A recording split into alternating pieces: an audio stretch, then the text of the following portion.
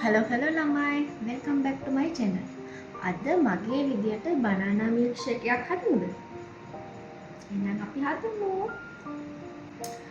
ඉතින් මට මේකට අවශ්‍යයි fresh milk. මේකට choco powder ටිකකුත් දාගන්නවා. එතකොට වෙනමම රසක් තමයි මේකේ තියෙන්නේ. එතකොට banana. මේ ටික තමයි මම යොදාගන්නේ. හරියට බලමු කොහොමද මේක හදන්නේ කියලා. හරි. මුලින්ම කෙසෙල් ගෙඩිය සොත්ත කරලා බ්ලෙන්ඩර් කප් එකටම අපි කපා ගමු. මේ වගේ පොඩියට කපා ගන්න.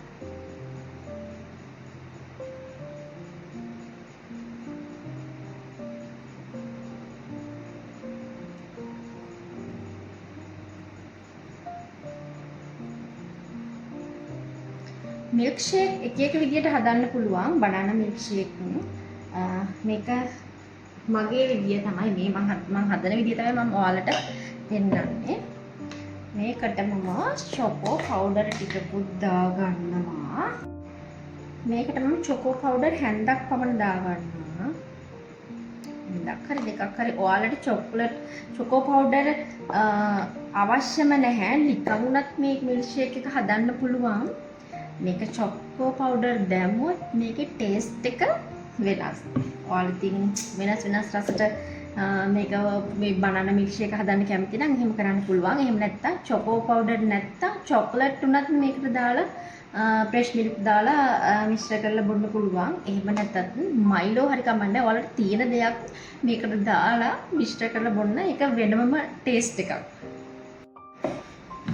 දැන් මම මේකට ෆ්‍රෙෂ් මිල්ක් දාගන්නවා.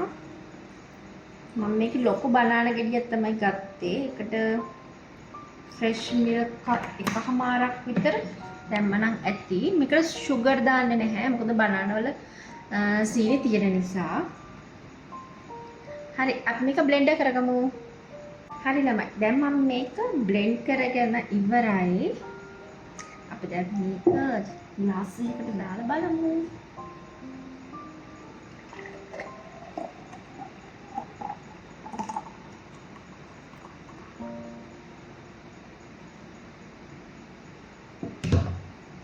තියෙන මගේ බනානා මිල්ක් ෂේක් එක ළමයි.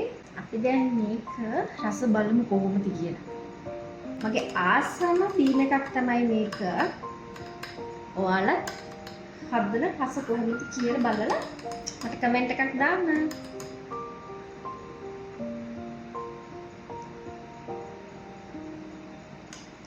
වව්. මාරම රසයි. ඔයාලා මගේ වීඩියෝ එකට කැමති නම් මගේ channel එක subscribe කරන්න, like කරන්න, comment කරන්න. ඔයාලගේ අදහස් මට comment කරන්න. නැවතත් අලුත් වීඩියෝ එකකින් හමු වෙමු. Bye.